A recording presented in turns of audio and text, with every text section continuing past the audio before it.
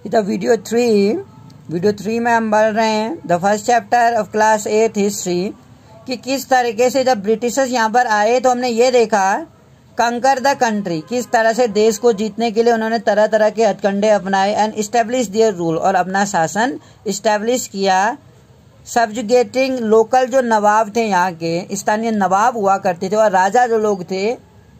You will see how they establish, हम ये देखेंगे कि कैसे उन्होंने इस्टेब्लिश किया। हाउ दे इस्टेब्लिश कंट्रोल यहाँ की इकोनॉमी पर और सोसाइटी पर और कलेक्टेड रेवेन्यू, और किस तरह से वो इन नवाबों की मदद से टैक्स लिया करते थे ताकि उनके रोज के खर्चे चल सकें। ब्रॉड द गुड्स, और वो गुड्स लिया। They wanted at low price, जो वो लो प्राइस में लेते थे। प्रोड्यूस क्रॉप्स, उन्होंने क्रॉप्स प्रोड्यूस किए। दे नीडेड फॉर एक्सपोर्ट, जो एक्सपोर्ट के लिए चाहिए, यहाँ से मसाले वगैरह, यहाँ सिल्क वगैरह, कॉटन वगैरह वो एक्सपोर्ट करते थे। एंड यू विल अंडरस्टैंड, हम ये समझेंगे कि द चेंजेस थे that came about as a consequence. You will also came to know, हम ये भी जानेंगे about the changes British rule brought about is value, British rule ने इनको कितनी वैल्यू दी और टेस्टेस क्या थे, उनकी रुचियां क्या थी, कस्टम्स क्या थे उनके, और प्रैक्टिसेस जो उन्होंने यहाँ पर की। When the subjection of one country, जब एक कंट्री का सब्जेक्शन करते हैं another lets to kind of, उसमें दूसरे देश में पॉलिटिकल, इकोनॉमिक, सोशल और कल्चरल चेंजेस आते हैं।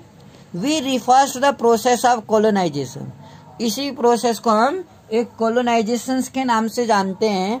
यू विल हाउएवर फाइंड, हालांकि तुम ये फाइंड करोगे ऑल क्लासेस एंड ग्रुप्स में did not experience the changes, जो सभी वर्ग थे, सभी समुदाय जो थे, उन्होंने ये जो बदलाव थे वो एक रूप से अनुभव नहीं किया। दैट इज वाई तो you will however find all the classes जो थे और ग्रुप्स थे डिड नॉट एक्सपीरियंस, ये जो बदलाव थे एक सेम तरीके से सबको ये बदलाव महसूस नहीं हो रहे थे, सभी लोगों ने इस बदलाव को महसूस अनुभव नहीं किया। That is why the book is called our past in the plural कहलाती है। हाउ डू वी नो, हम ऐसा कैसे जानते हैं। व्हाट सोर्सेस, आखिर ऐसे कौन से स्रोत थे इतिहासकारों के पास जो उन्होंने किताब लिखने में मदद करी। लास्ट 250 ईयर्स, पिछले 250 ईयर्स का जो भारतीय इतिहास था उन इतिहास को लिखने में मदद करी। एडमिनिस्ट्रेशन प्रोड्यूस रिकॉर्ड्स, जो एडमिनिस्ट्रेशन होते हैं वो रिकॉर्ड प्रोड्यूस करते हैं।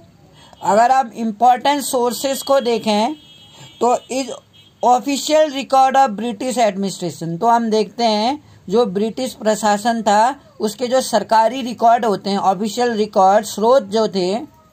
ब्रिटिश बिलीव्ड, ब्रिटिश ये मानते थे कि द एक्ट ऑफ राइटिंग, जो लिखने का है एक्ट ऑफ राइटिंग, वो बहुत ही इम्पोर्टेंट था। एवरी इंस्ट्रक्शन जो था, हर कोई जो संदेश है, प्लान है और पॉलिसीज है, डिसीजन है और एग्रीमेंट है, investigation had to be clearly, और जो इन्वेस्टिगेशन है वो बहुत ही क्लियरली होनी चाहिए और लिखा जाना चाहिए इसको। वंस दिस वाज डन, और एक बार जो ये किया गया था, things could be properly studied, और जो चीजें थी वो प्रॉपरली स्टडीड की जाती और उस पर चर्चा की जानी थी। दिस कन्विक्शन जो था produce and administrative cultural of memos, जो प्रशासनिक कल्चर था मेमोज का, नोटिंग एंड रिपोर्ट। ब्रिटिश ने यह भी महसूस किया कि जो ऑल इम्पोर्टेंट डॉक्यूमेंट्स थे और लेटर्स थे उनको किसकी जरूरत है, केयरफुली प्रिजर्व करने की जरूरत थी। जितने भी हमारे डॉक्यूमेंट थे और लेटर्स, चिट्ठियां थी उस काल की, उनको केयरफुली प्रिजर्व रखा जाए। सो दे सेट अप ए रिकॉर्ड रूम, इसलिए उन्होंने एक रिकॉर्ड रूम बनाया, अटैच किया सभी एडमिनिस्ट्रेटिव इंस्टीट्यूशन को, जो प्रशासनिक संस्थान थे, जैसे विलेज स्तर पर तहसीलदार ऑफिस बनाए गए और जो कलेक्टरेट, कमिश्नर्स ऑफिसर्स थे और providential secretariat and law courts, all had their record room, इन सभी के बाद में रिकॉर्ड रूम थे। Specialised institution like archives and museums थे, म्यूजियम बनाए गए, उनमें जो प्राचीन इतिहास में हमारी जो मूर्तियां थी या जो किताबें थी जो धरोहर है हमारी उसको रखा गया रिकॉर्ड को। लेटर्स जो थे और मेमोज थे that moved from one branch, जो एक ब्रांच से एडमिनिस्ट्रेशन से अनदर वे में अर्ली ईयर्स में मूव किए गए 19th सेंचुरी तक, कैन स्टिल बी रेड, वो अभी भी इन आर्चीव्स में पढ़े जा सकते हैं। यू कैन ऑल्सो स्टडी, हम इन नोट्स की स्टडी कर सकते हैं, रिपोर्ट कर सकते हैं दैट डिस्ट्रिक्ट ऑफिशियल जो थे प्रिपेयर किया था और इंस्ट्रक्शंस दे सकते हैं। एंड डायरेक्टिव कर सकते हैं that were send by official, जो ऑफिशियल के द्वारा भेजे गए थे at the top to provincial administrators को।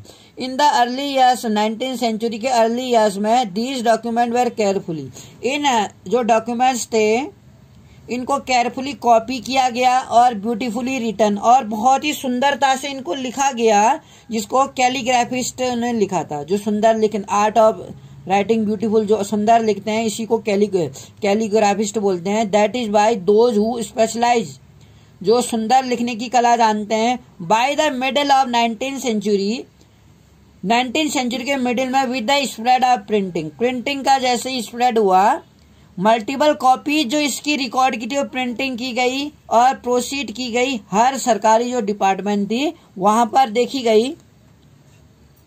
एक नेशनल आर्चीव्स हम देख रहे हैं जो राष्ट्रीय स्रोतकार है, 1920 में एस्टेब्लिश हुआ था।